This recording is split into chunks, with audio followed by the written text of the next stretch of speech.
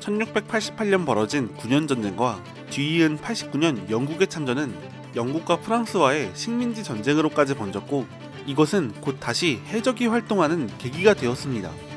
1670년대 끝났던 해적의 시대가 1690년대 다시 시작되는 순간이었습니다. 해적들이 다시 등장한 곳은 카리브해가 아닌 아프리카와 인도양에 이르는 해역이었습니다. 그들이 보기에 그곳은 적과 꿀이 흐르는 해적을 위한 약탈지였는데요. 그렇다면 이 시기에 아프리카 아시아 항로는 도대체 어떤 상황이었길래 해적이 등장했던 것일까요? 해적이 들끓기 약 100년 전인 1500년대 말부터 확인해 보겠습니다. 카리브해를 비롯한 아메리카 대륙이 스페인의 권역이었다면 아프리카에서 아시아에 이르는 광활한 지역의 무역은 포르투갈이 선점했습니다. 1500년대 말은 대항해 시대를 열며 시작한 포르투갈의 전성기가 끝나갈 무렵이었습니다.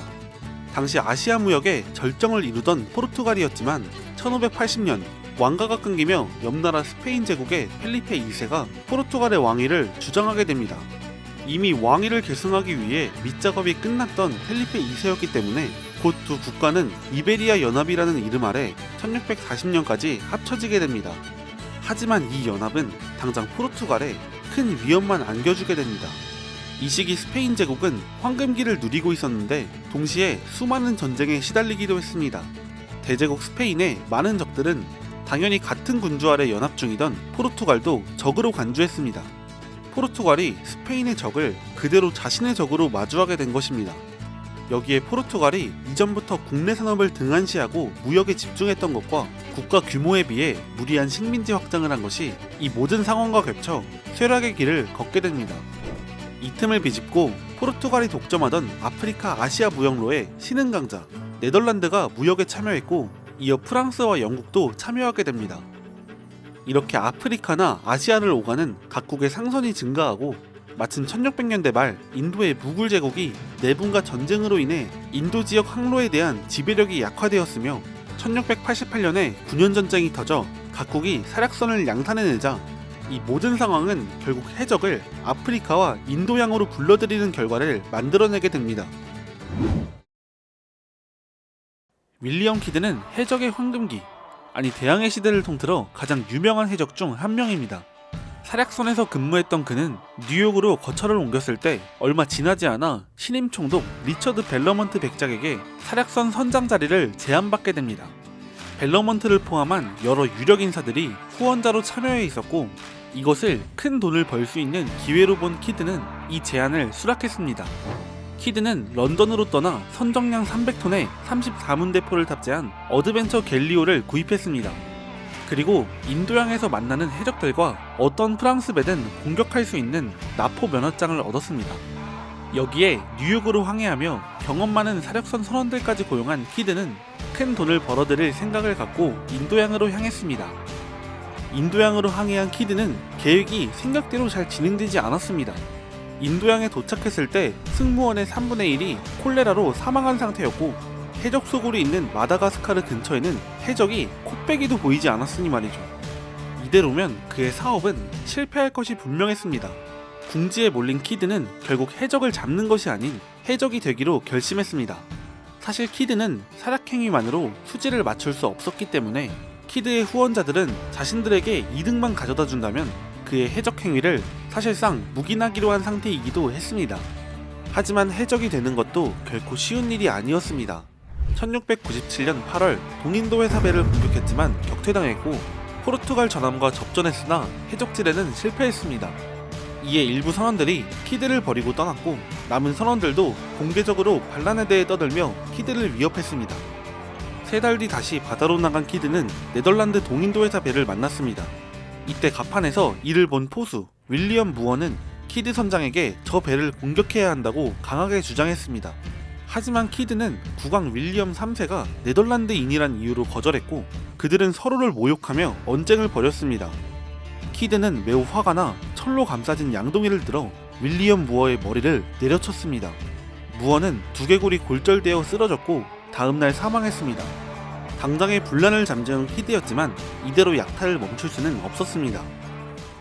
2달 뒤 프랑스 국기를 내건 상선 한 척이 인근 해역에 등장했습니다. 키드는 해당 상선이 프랑스 국기를 달고 있다는 것에 기뻐했습니다. 프랑스는 영국의 적국으로 키드가 가진 납포 면허장에 따라 합법적으로 털어먹을 수 있었기 때문이죠. 키드는 그대로 공격을 감행했습니다. 키드가 공격한 배는 쾌다 머천트호라는 상선으로 값비싼 화물이 실려 있었습니다. 배를 납포한 그는 아예 어드벤처 갤리오를 버리고 쾌다 머천트호로 갈아탔습니다. 키드는 계획대로 엄청난 돈을 벌게 되었습니다. 그러나 여기에는 매우 큰 문제가 있었습니다. 쾌다 머천트호는 프랑스 동인도 회사의 보호를 받는 배였지만 사실 프랑스 배는 아니었습니다. 무굴 제국 사람이 소유한 상선으로 아르메니아 상인들이 배를 빌려 탑승해 있었으며 영국인 선장이 운항하고 60여 명의 인도인 선원들이 승무원으로 일하고 있었습니다. 자국의 배가 영국 사략선에 납포당했다는 소식에 무굴 제국은 격분했습니다. 자칫 잘못하면 영국은 안전했던 아프리카 인도 항로가 위협받을 수 있는 상황이 벌어졌습니다. 키드가 저지른 이 사건은 곧 영국 본국에 알려졌습니다. 영국은 키드의 행위를 해적행위로 규정하고 해군에 그의 체포 명령을 내렸습니다. 키드와 그의 부하들은 해적으로 수배되었습니다. 뉴욕으로 돌아가던 키드는 자신이 해적으로 수배된 사실을 알게 되었습니다. 하지만 자신은 프랑스 선박을 공격해도 좋다는 국왕의 이름으로 쓰여진 납포 면허장을 가지고 있었고 때문에 프랑스 배를 공격한 것은 합법이라고 생각했습니다. 또한 자신을 후원해주는 유력자들이 존재했기 때문에 그는 자신이 사면받을 수 있다고 생각했습니다.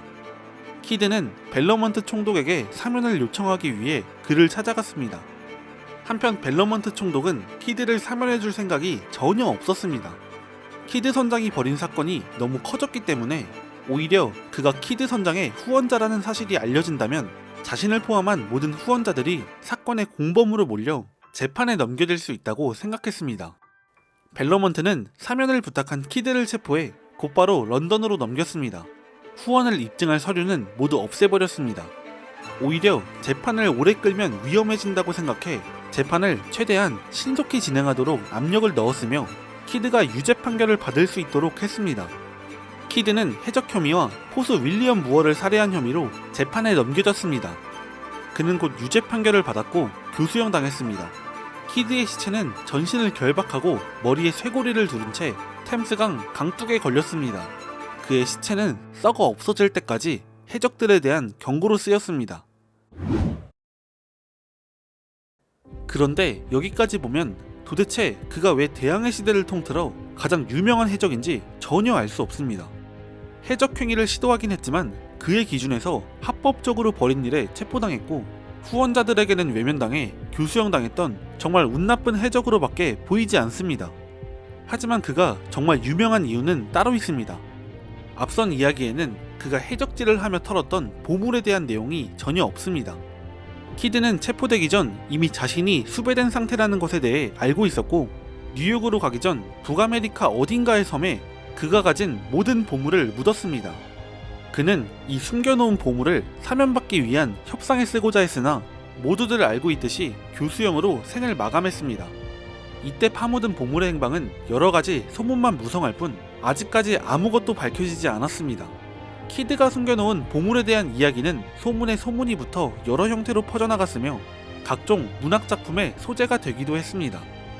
오늘날의 몇몇 사람들은 그가 해적이 아니라 사력선 선장으로 활동한 것일 뿐 재평가가 필요하다고 말하기도 하는데요. 하지만 그가 가장 인기 있고 유명한 해적으로 지금까지도 명성이 전해지는 것을 보면 참 아이러니합니다. 여기까지 가장 불운한 해적으로 알려진 윌리엄 키드, 캡틴 키드의 이야기였습니다.